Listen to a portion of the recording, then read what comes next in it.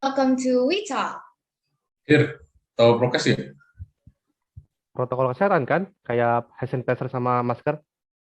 Iya bener banget Hir. Tapi tahu gak? Prokes diterapin karena ada manfaatnya. Tahu dong, untuk mencegah virus COVID-19 kan?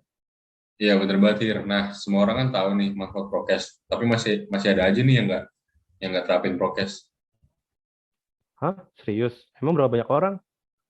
Nih kalau dilihat dari data yang didapat tentang jumlah orang yang ditegur karena abai protokol kesehatan itu pada tanggal 2 Agustus terdapat 963.000 orang. Lalu pada tanggal 4 Agustus itu turun hingga 934.000 orang. Kemudian pada tanggal 4 hingga 6 Agustus itu mengalami penurunan yang pesat hingga 800.000 orang. Dan pada tanggal 8 Agustus itu turun menjadi 781.000 orang. Berarti harus ditegur dulu dong, baru pada taat. Walaupun ada beberapa grafik yang naik, tetapi kan secara garis besar masih menurun lah ya. Benar banget, Hir. Soalnya peluang orang positif COVID akan meningkat. Dan peluang orang meninggal karena COVID juga akan bertambah. Ya, Vin. Bayangin aja kalau kita nih sekolah offline. Misal, dalam satu kelas muridnya 15 orang, dan ada 8 orang yang nggak taat prokes.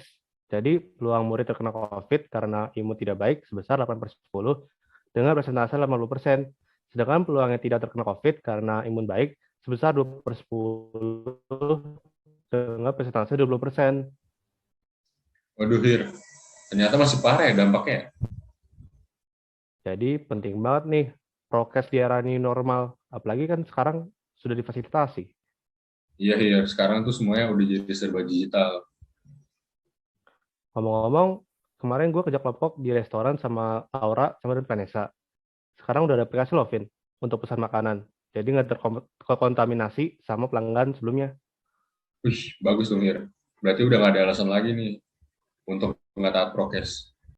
Seharusnya tuh kita udah punya kesadaran diri untuk taat prokes tahun Nes. Iya bener banget. Nyadar nggak sih Lau dan ada prokes pas kerja kelompok kemarin di restoran. Banyak banget kan yang berubah. Iya dong, soalnya kan udah era new normal. Era di mana kita melakukan aktivitas sehari-hari dengan menerapkan protokol kesehatan. Oh gitu. Banyak perilaku kita juga yang berubah di lingkungan sosial. Bener, sekarang kita lakukan aktivitas di rumah terus pakai masker, terus itu petugas medis harus pakai APD dalam bekerja. Pasti semua perubahan sekarang ada faktor pendorongnya kan Lau. Faktor pendorongnya apa tuh? Salah satunya tuh adanya penemuan baru yang muncul untuk memenuhi kebutuhan kita yang semakin kompleks. Contohnya tuh kayak aplikasi Peduli Lindungi. Pernah dengar nggak? Oh, itu kan yang app kalau misalnya mau masuk ke tempat publik, itu dilihat dulu udah vaksin atau belum. Ya, itu hal yang baru banget kan sekarang. Terus sikap terbuka juga bisa jadi faktor pendorongnya. Maksudnya sikap terbuka tuh sikap kita yang menerima perubahan baru, yaitu prokes dan menerapkannya.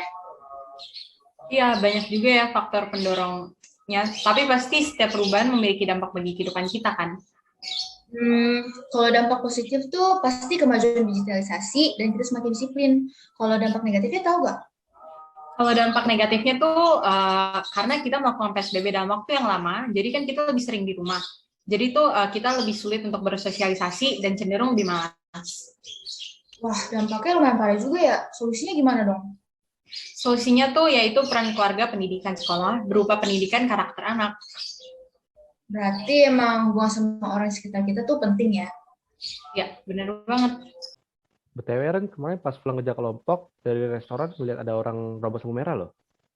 Ready banget ya, nggak ada polisi emang. Nggak ada sih, tapi kan cuma sekarang udah ada e-tilang. Tilang. Iya, sekarang udah ada teknologi CCTV, bisa langsung cek kalau kita ngelakuin pelanggaran.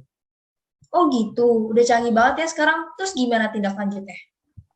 Jadi menurut Undang-Undang tahun 2009, pasal 287 ayat 1, begitu ketahuan langsung dapat sanksi denda paling banyak tuh sampai 5 ribuan. Langsung cepet ya tindak lanjutnya. Berarti penegakan hukum di Indonesia sudah semakin baik ya. Bener, dengan adanya bantuan perkembangan teknologi ini, semoga bisa buat lalu lintas tertib deh. Tentu dong, terutama bagi bangsa Indonesia yang Bhinneka Tunggal Ika. Waduh, lompat jauh banget tiba-tiba ngomongin Bhinneka Tunggal Ika. Penasaran aja sih, kan masyarakat Indonesia sangat beragam. Masa perkembangan teknologi nggak punya dampak bagi Bhinneka Tunggal Ika? Ada sih, Ren, dampak negatif sama positifnya. Kalau positifnya itu, kita bisa saling mengenal dan belajar akan budaya satu sama lain. Contohnya, coba deh flashback ke zaman dulu. Kalau mau denger lagu daerah kan harus datang ke pertunjukan daerah. Kalau sekarang mah tinggal cari di YouTube aja. Iya, tetapi kan perkembangan iptek ini dapat disalahgunakan sehingga berdampak negatif juga. Apa tuh dampak negatif iptek bagi bangsa kita yang berbeda Katolika? Salah satunya adalah berita hoaks yang disebarkan di media sosial yang dapat menimbulkan perpecahan. Contohnya aja berita yang berisi fitnah tentang mengenai SARA, hingga ujaran kebencian yang sangat sensitif sehingga menimbulkan perpecahan. Kalau menimbulkan perpecahan berarti itu bisa jadi ancaman terhadap keutuhan Indonesia juga dong. Iya, bener banget, Vin. Emang contoh ancamannya ada apa aja? Kalau ancaman dari zaman dulu tuh ya, ada separatisme, perlawanan senjata, sama komunisme. Kalau zaman sekarang tuh contohnya ada liberalisme, masuknya paham-paham baru, sama adanya terorisme.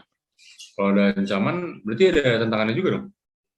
Ya, kalau tantangan dari zaman dulu sih ada primordialisme, etnosentrisme, sama diskriminasi. Kalau dari zaman sekarang, tahu nggak, Vin, apa? Kalau zaman sekarang itu bisa dilihat dari kondisi sekarang sih. Banyaknya masyarakat yang kurang mencintai program negeri, dan ada pengaruh gaya hidup yang ke barat-baratan. Oh gitu. Kalau keutuhan Indonesia udah terancam, pasti ada tokoh yang berusaha untuk mempertahankan kesatuan dan persatuan bangsa dong. Tahu nggak sih, Vin, siapa aja? Salah satunya sih Jenderal Gatot Subroto. Dia tuh yang tahan kesatuan NKRI dengan cara ngelakuin pemberontakan PKI Madiun, DITI, dan PRRI Permesta. Gak cuma tokoh-tokoh aja yang melakukan, tetapi kita sebagai rakyat juga perlu berpartisipasi untuk menjaga keutuhan NKRI loh, Vin. Ya, yaitu contohnya dengan mencintai tanah air, membina persatuan dan kesatuan dimanapun kita berada. Ya, benar banget. Nes, kalau kita balik lagi bahas tentang iptek, ada nggak manfaat kemajuan iptek bagi perkembangan bangsa Indonesia?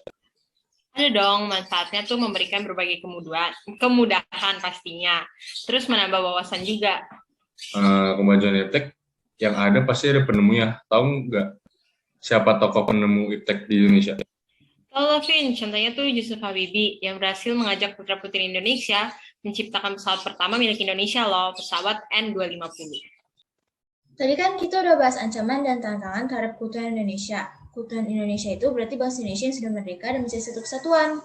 Kalau kita putar waktu, gimana ya Hir perjuangan bangsa Indonesia setelah merdeka? Ada perjuangan untuk mendapatkan pengakuan internasional berupa fisik dan diplomasi. Kalau perjuangan fisik itu ada pertempuran Barawa dan Medan Area. Kalau yang diplomasi, tahu nggak, Lau? Tahu, kalau yang diplomasi itu berupa perundingan negara jati, Renville, dan Royan-Royan. Oh, gitu. Pasti dalam memperjuangkannya ada tantangannya, Lau. Oh ya, ada apa aja tuh Hir? Kurangnya perkembangan digitalisasi sehingga mempersulit Indonesia untuk menjalin interaksi dengan dunia luar. Teknologi militer Indonesia juga masih kurang. Kalau itu kan lebih ke tantangan perjuangan fisik, tapi kalau tantangan diplomasi beda lagi Hir.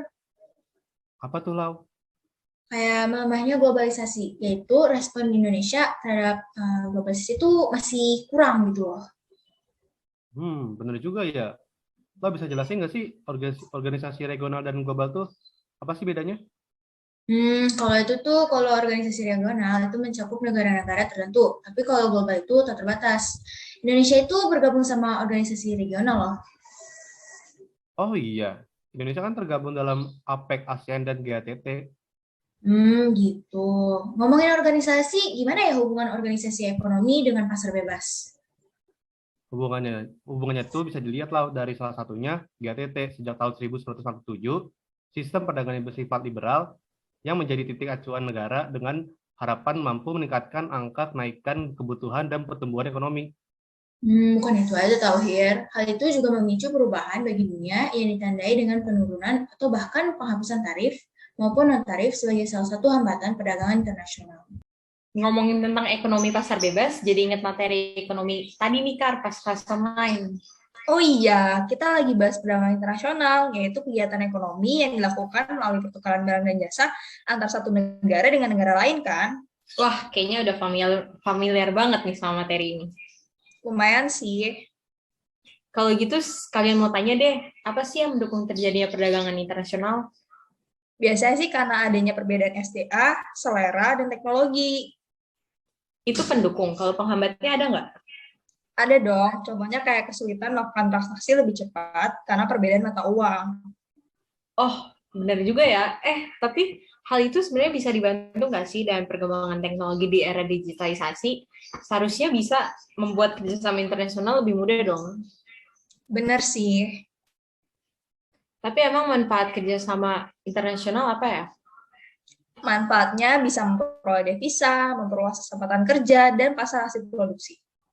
Wah, banyak ya. Berarti dampak yang dibawa oleh perdagangan internasional positif-positif semua dong. Kalau dampak sih kayaknya beda lagi, Nes. Kalau dampak pasti punya dua sisi. Masa sih kayaknya perdagangan internasional bagi Indonesia di era digitalisasi ini sangat menguntungkan kan? Yang kepikiran tuh barang dari Indonesia bisa menjangkau ke berbagai negara, sehingga promosinya jauh lebih gampang. Jadi Indonesia bisa dapat pemasukan juga. Benar sih, tapi bisa terjadi kebalikannya juga. Yang di luar bisa ke dalam, jadi persaingan produk di Indonesia bisa kalah sama produk luar. Oh iya, benar juga ya. Tapi masih banyak dampak positif lainnya. Kayak Indonesia dapat perhatian dari negara-negara luar, dan dianggap bisa saling bersaing dalam dunia ekonomi. Yang namanya juga dampak pasti punya dua sisi lah. Setuju deh, setuju. Kelas online untung juga ya, karena jadi punya banyak waktu luang buat belajar, Nes.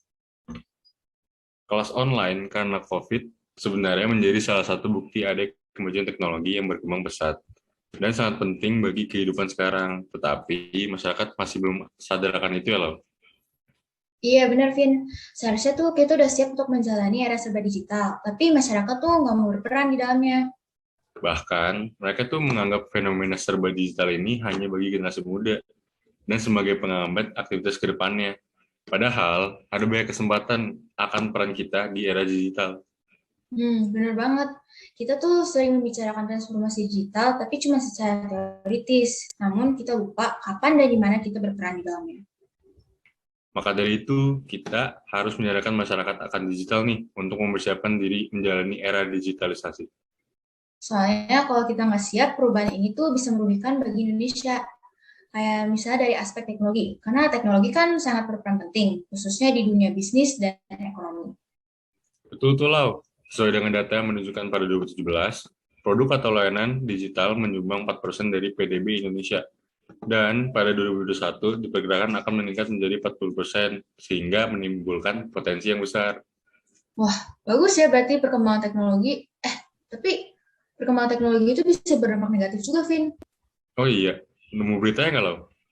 Nah, dapat nih. Jadi, berdasarkan data, ternyata sebanyak 49% organisasi di Indonesia pernah mengalami serangan-serangan cyber yang tentunya merugikan Indonesia sebesar 43,2 US dollar miliar atau 3,7% dari total PDB Indonesia menurut data Frost dan Sullivan.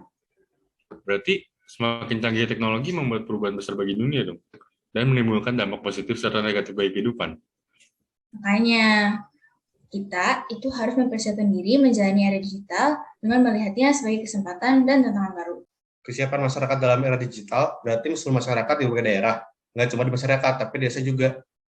Iya dong, masyarakat di desa pasti perlu interaksi juga dengan masyarakat kota untuk membantu kemajuan teknologi mereka.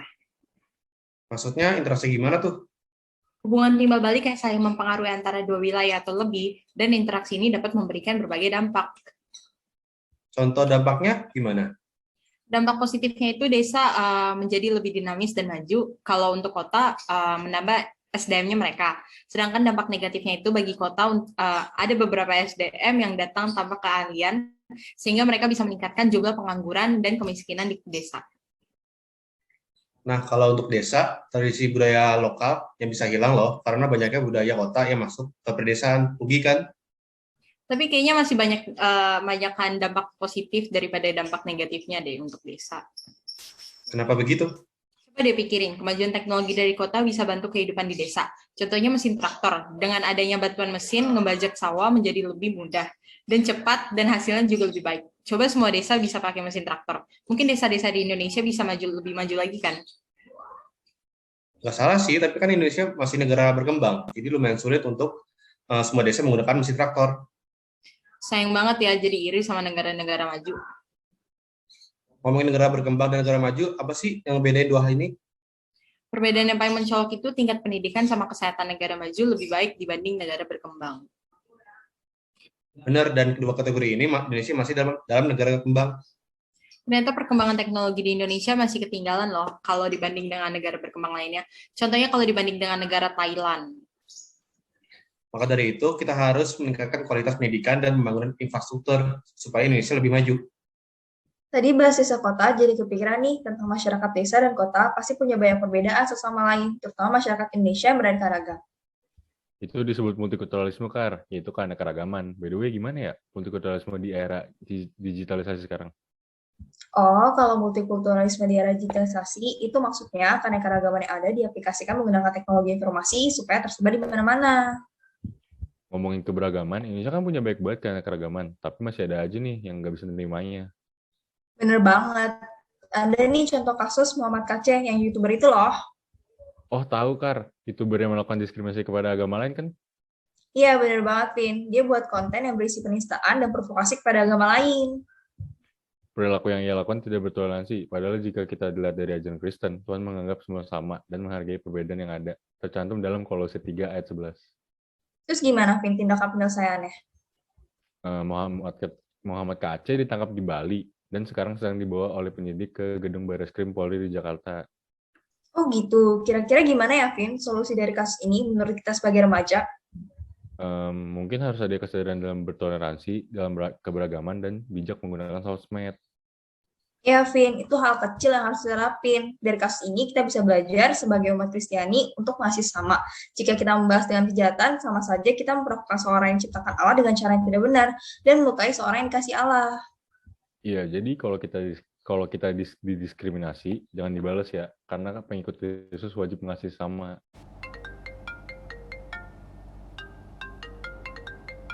Hello, good afternoon. Is this Karen's number? Hello, good afternoon. Yes, this is with Karen. Hi, Karen. It's me, Laura. How are you? I'm doing great. What about you? I'm fine. Thanks for asking. Why did you call me? So, I heard you're pretty good with technology. Yeah, do you need help with anything? Yes, I actually do need help with something. Can you teach me how to delete some applications in my laptop? Oh yeah, sure. The simplest way is to click the Start menu, then scroll down the Start panel to find the application you want to uninstall. Okay. Then you right-click the application, click uninstall, and confirm by clicking uninstall again. That's it. Did it work? No, it didn't work. Maybe you need to use an application from Google to delete it. That's confusing. Yeah, I know. Do you need my help to download it? I can give you the link. No, it's okay. I can do it by myself. Just give me the name of the application, please. The name is Eobit Uninstaller. Try to download it. Okay, hold on. I'm trying to use it. Oh, okay. Finally, I can delete the application. Wait, I still have one problem. What is it? I think my laptop has a virus in it. Can you help me get rid of it? Oh gosh, I would love to help you, but I don't understand how to deal with viruses. Sorry. Oh, that's okay. I guess I'll have to ask someone else. Thanks, God. Yeah, no problem. Okay then, goodbye. Lau, tadi teleponan sama siapa tuh? Oh, itu tadi telepon sama Karen, minta langsung sesuatu tadi dia. Oh, Karen. Ngomong-ngomong punya kesibukan baru nggak nih, Lau, selama di rumah aja? Ada dong, bikin kemeja tie-dye nih. Kemeja tie-dye? Apaan tuh? Sangat tahu sih, itu loh kemeja tie-dye. Itu tuh yang punya motif warna-warni unik. Coba deh, search di Google. Nih, Oke, coba ya. bentar. Nih, tuh, ini tuh sangat tahu. Oh, itu. Kece parah tuh. Unik juga tuh modelnya. Iya, kalau motif yang aku jual tuh strip look tie-dye, Nes. Oh, lu baru buka usaha ya? Keren banget sih, udah punya usaha sendiri. Kenapa milih usaha tie-dye? Ya, karena kan sekarang tuh lagi tren banget. Terus itu cocok dipakai berbagai jenis fashion. Dan motifnya tuh juga unik banget. Nggak salah sih. Mau tahu dong kalau bikin kemeja tie-dye, kira-kira alat dan bahan yang dibutuhin apa aja? Biasanya sih yang diperlukan tuh kemeja putih polos, warna tie-dye, karet gelang, sarung tangan plastik, plastik ziplock, alas tie-dye, sama packaging. Wah, banyak juga ya. Pasti ribet ya bikinnya. Enggak sih, kalau misalnya udah ngerti mah gampang. Jadi pertama tuh siapin dulu alat bahannya. Habis itu lipat bagian lengan dan ikat setiap ujung terlebih dahulu supaya dia nggak ngubah bentuknya. Terus diikat di sepanjang kainnya, terus warnain bagiannya, terus habis itu masukin ke dalam plastik ziplock, terus diamin 24 jam. Terus itu ntar dijemur, baru di packaging deh. Oh gitu, mudah juga ya. Kira-kira mahal nggak sih Lau buat modal usaha lu gitu? Enggak sih, cuma 28.000. Ih, murah juga. By the way, mau pesen dong. Satunya kira-kira harganya berapa nih? Boleh banget dong. Cuma 30.000 kok. Nanti chat ya buat detail datanya. Oke, ternyata pandemi virus COVID juga punya dampak positif ya. Jadi ada kegiatan baru nih. Ngomongin tentang pandemi virus COVID, jadi inget nih, kelas online, Pejok bahas virus juga. Virus apa ya, Vin? Lupa nih. Itu loh, Hir, penyakit menular seksual. Ngeri banget ya. Gimana sih, Vin, cara pencegahannya secara pribadi? Kalau secara individu itu melakukan pembersihan di daerah kemaluan. Oh iya, bener banget. Tadi jelasin juga dari segi mental dan spiritual. Tuh harus peka terhadap lingkungan sekitar sama meningkatkan iman dan ibadah. Kalau segi anak usia SMA, dia digital gimana ya, Vin? Yaitu pintar dalam menggunakan jejaring sosial dan tidak terpengaruh konten negatif yang ada dalam internet. Terus tadi dijelasin juga loh pencegahan PMS dalam keluarga. Kalau segi internal tuh keluarga tuh orang tua harus memberikan penjelasan pada anak tentang PMS. Segi mental dan spiritual, keluarga tuh harus orang tua tuh harus peduli mendengarkan pemikiran perasaan anak dalam fase remaja. Satu lagi apa ya, Vin? Tadi jelasin. Kalau dari segi keluarga di era digital tuh, orang tua harus mengawasi konten yang diterima anak dalam internet. Tadi nggak cuma itu aja, Vin. Ada lagi tindakan pencegahan dan lingkungan sekolah. Oh iya, ingat, tindakan pencegahan di lingkungan sekolah ada dari segi internal kelas, yaitu menciptakan lingkungan kelas yang positif. Segi aspek mental dan spiritual itu ada memberikan fasilitas konsultasi PMS melalui BK, dan terakhir segi sekolah menghadapi era digital, yaitu sekolah mengadakan webinar tentang PMS secara online. Waduh, lengkap banget ya penjelasannya. Yoi, sekarang lagi era digital nih. Gimana ya tindakan pencegahan PMS di era ini? Oh, itu. Pertama kita harus jangan berganti-ganti pasangan. Yang kedua, lakukan vaksinasi. Yang ketiga, cowok itu harus disunat. Terus hindari konsumsi alkohol dan narkoba. Oh gitu ya, Hir. Thanks ya, Hir, infonya. PMS itu harus dicegah karena mengetahui dampaknya yang buruk, Hir. Iya, Vin. Makanya harus say no untuk seks bebas.